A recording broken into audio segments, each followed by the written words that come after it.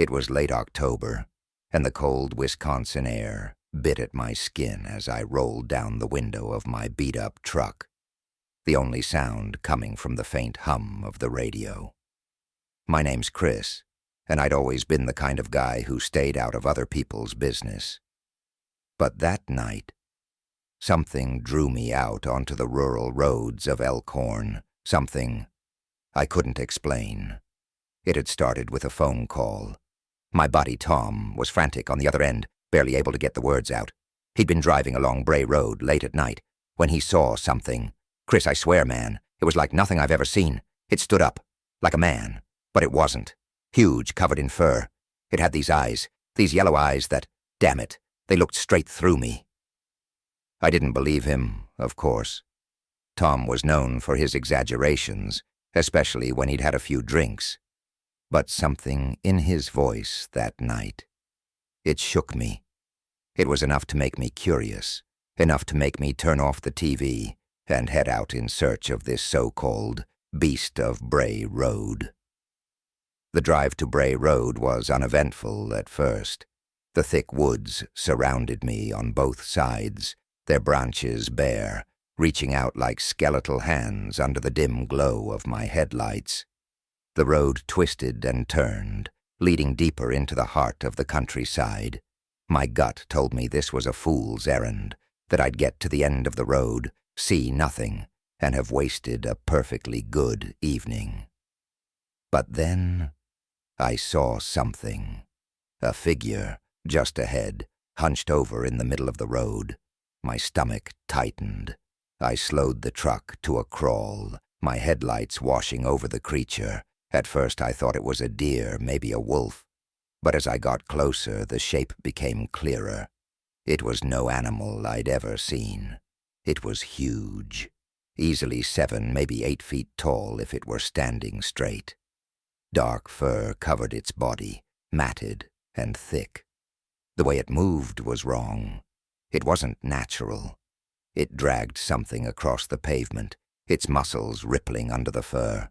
My breath caught in my throat as the creature lifted its head, blood dripping from its mouth, and turned to face me. Its eyes, yellow, glowing, locked onto mine, and for a moment, time seemed to freeze. I couldn't move, couldn't breathe. Those eyes weren't just looking at me, they were inside me, pulling at every primal fear I'd buried deep down. Then, just as suddenly, it stood up. That thing, that beast, stood on its hind legs like a man, towering above my truck, its chest heaving with a low, guttural growl. I slammed the gear into reverse, my heart pounding in my ears, but my hands were shaking so badly I couldn't steer straight. The truck swerved off the road, tires skidding in the dirt as I struggled to get control. I looked up again, just in time to see the creature charging toward me. The roar that came from its mouth was unlike anything I'd ever heard. It rattled my bones, made my skin crawl. I floored the gas, sending the truck lurching backward, and I watched in horror as the beast slammed into the front of the vehicle. Metal crunched, the hood buckling under its massive weight. It clawed at the windshield, leaving long, jagged marks in the glass. I screamed, the sound lost under the creature's furious howls. Somehow I managed to turn the wheel, the truck spinning back onto the road, and I sped away as fast as the engine could take me. In the rearview mirror, I saw the beast standing there, watching me, its eyes glowing in the darkness before it vanished into the woods. I didn't stop driving until I was miles away, pulling into the first gas station I saw. My hands were still trembling as I stumbled out of the truck, heart racing. The attendant looked at me with wide eyes. "You all right, buddy?" I couldn't answer him. I couldn't tell him what I'd seen. Who would believe me? Who would believe that a monster, something that shouldn't even exist, had nearly killed me out on that lonely road? I leaned against the hood of my truck, staring at the deep claw marks, the twisted metal where its hands had gripped. It wasn't a hallucination. It wasn't a trick of the light. The Beast of Bray Road was real, and it was still out there, waiting in the dark. As the weeks passed, I tried to put that night behind me. But the nightmares wouldn't stop. Every time I closed my eyes, I saw those glowing yellow eyes staring back at me. I heard the growl, felt the weight of the beast slamming into the truck. But what haunts me the most is the knowledge that no matter how far I run, no matter how much I try to forget, it's still out there. And one day, it's going to find me again. It was supposed to be just a quick trip to visit my aunt in Point Pleasant, West Virginia, a sleepy little town where nothing much happened, or so I thought. I'd heard the old legends, of course, the strange stories people whispered about the Mothman, but I wasn't the type to believe in local folklore. That was, until that night. It was early December, 1967, just a week before the Silver Bridge disaster. I didn't know that at the time, of course. No one did. All I knew was that the weather was bitterly cold and the sky looked darker than usual. My car rumbled along the empty roads, the headlights cutting through the thick fog that clung to the streets. The radio crackled, struggling to find a signal in the isolated area. Static hummed in the background, only adding to the unease creeping up my spine. I'd been driving for hours, having left late in the evening after work. I should have stayed the night at a motel or something, but my stubbornness kept me moving forward. As I approached the old TNT area on the outskirts of town, my car's engine sputtered, causing me to instinctively slow down. The headlights flickered, and for a brief moment, the world plunged into darkness. My heart raced. I wasn't exactly a car expert, but I knew this was trouble. I pulled to the side of the road and stepped out, cursing under my breath. The cold air bit into my skin as I opened the hood, shining a flashlight on the engine. It wasn't long before I realized I didn't have a clue what I was looking for. Then I heard it, a faint rustling sound, like the soft beating of wings. I froze, the hairs on the back of my neck standing on end. I scanned the tree line, my breath visible in the cold air. The flashlight beam trembled in my hand. At first I saw nothing, just the skeletal trees swaying in the breeze and the inky darkness beyond. But then, in the distance, two glowing red orbs appeared. Eyes. They were unmistakable. They stared at me, unblinking from the edge of the woods, their crimson light cutting through the shadows. My chest tightened as a sense of dread washed over me, primal and suffocating. I backed up slowly, instinctively reaching for the car door when the thing emerged from the darkness. It was massive, taller than any human, at least 6 or 7 feet. Its wings stretched out behind it, impossibly large, casting long shadows across the ground. I could hear them, those wings, flapping slowly, like the sound of distant thunder. But it was the eyes that terrified me most. They burned like hot coals, staring directly into mine, filling me with an overwhelming sense of terror. I didn't know what to do. My body felt frozen, paralyzed with fear. I couldn't tear my gaze away from it. It just stood there, staring, watching me. Then, it moved. With a sudden burst of motion, the creature shot into the air, its wings beating violently as it rose above the treetops. I stumbled backward, scrambling into the car, slamming the door shut. My hands shook as I fumbled with the keys, desperately trying to start the engine. But it was too late. The creature swooped down, its massive form landing on the roof of the car with a sickening thud. I could feel the weight of it pressing down, the metal creaking under its power. The sound of its claws scraping against the roof made my skin crawl, and I could hear its wings flapping again, louder now, like a hurricane trapped in the small space. I floored the gas pedal, the engine finally roaring to life.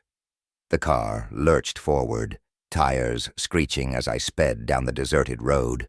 I could still hear it, that thing, its wings keeping pace with me as I drove faster and faster, trying to outrun the nightmare. The headlights flickered again, and for a brief moment, the creature appeared in front of me, suspended in the air. Its red eyes bored into mine, and I could feel the air being sucked out of my lungs, like it was draining every ounce of life from me. I screamed, swerving wildly to avoid it.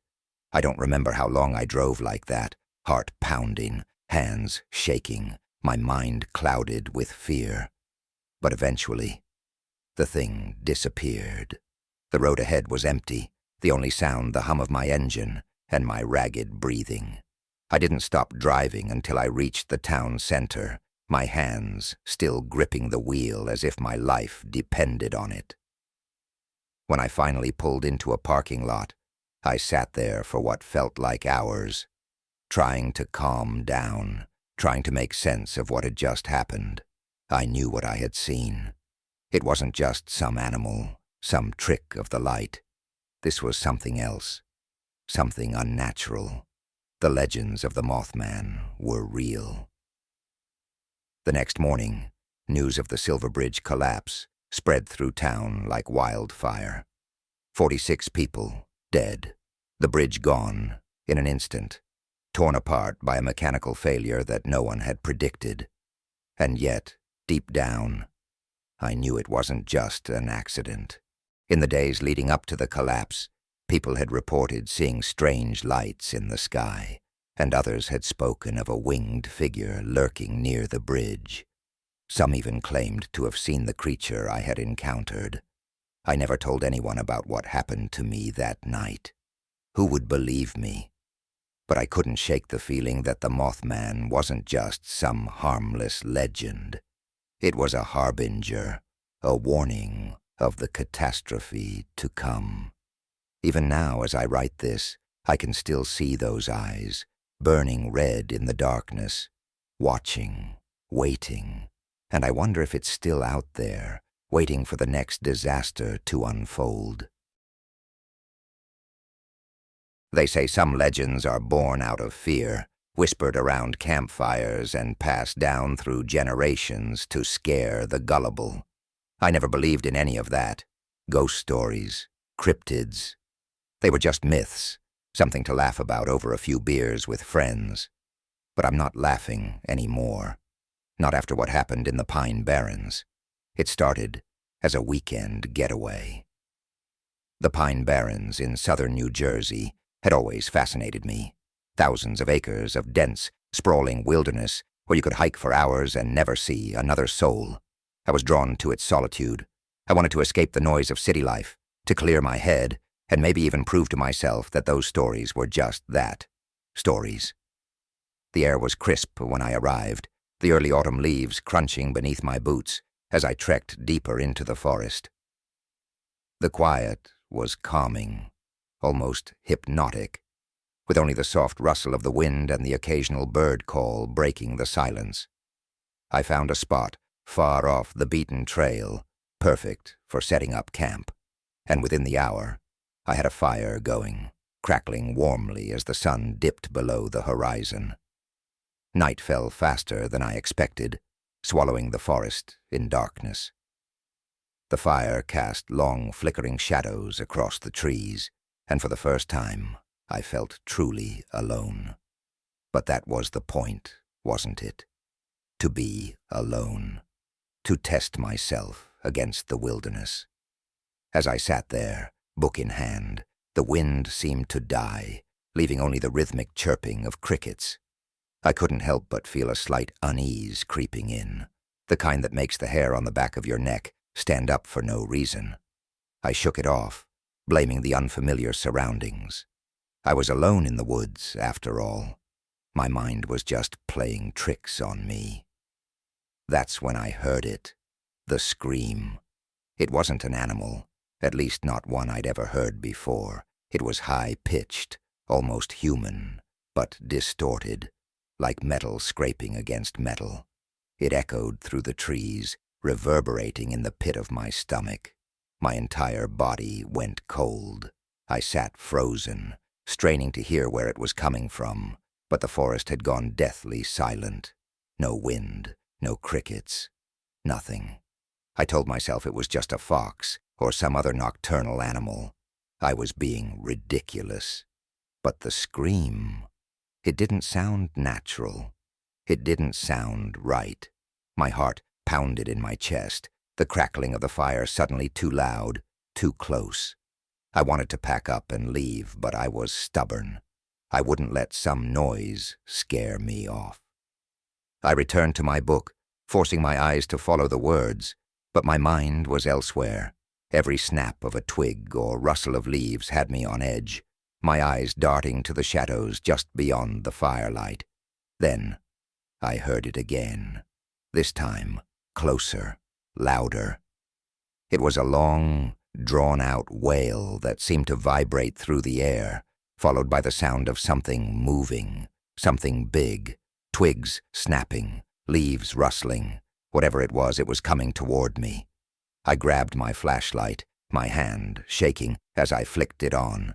The beam cut through the darkness, sweeping across the trees. Nothing. But the sound was getting closer. My breath came in shallow gasps, my mind racing. "Run," a voice inside me screamed. But I couldn't. My legs wouldn't move. And then I saw it. At first it was just a shadow, a vague shape moving between the trees. But as it approached, the shape became clearer. Tall, hunched, with long, spindly limbs that moved in jerky, unnatural motions. It was like watching a spider scuttle across the forest floor, its movements wrong, almost mechanical. My flashlight flickered, the beam of light catching the creature's face, just for a second. I wish I hadn't seen it. Its eyes glowed red, burning like embers in the dark, set into a grotesque, twisted face. The skin was leathery, taut over a gaunt frame, with long, sharp teeth jutting from its mouth. It looked at me, and for a brief moment, time seemed to stop. I was paralyzed, locked in place by the intensity of its gaze. Then it screamed, a blood-curdling, ear-splitting shriek that pierced the night air. It was a sound of pure rage, and it snapped me out of my paralysis. My legs finally obeyed, and I ran. I ran blindly through the forest, branches whipping at my face, the underbrush grabbing at my legs. Behind me, I could hear it crashing through the woods, faster than anything should be able to move. The scream echoed again, closer this time, so close it felt like it was right behind me. I didn't dare look back. I stumbled, falling hard, into the dirt. The air knocked from my lungs. I scrambled to my feet, but it was too late. I could hear the creature moving through the trees, circling me. The air was thick with tension, like the world was holding its breath, waiting for the inevitable. In the dim light of my flashlight, I saw it again, just at the edge of my vision, those glowing red eyes. It didn't move for a second, watching me, studying me. I felt a primal fear surge through me, a kind of terror I had never known. It let out one last scream before it vanished into the darkness. I don't know why it didn't kill me. Maybe it was toying with me, or maybe it was saving me for later. I'll never know. I didn't stop running until I reached my car. I could barely get my hands to stop shaking long enough to start the engine. I drove away from the Pine Barrens as fast as I could, my mind reeling from what I had seen. People still ask me why I don't go camping anymore. I just tell them I've had my fill of the wilderness.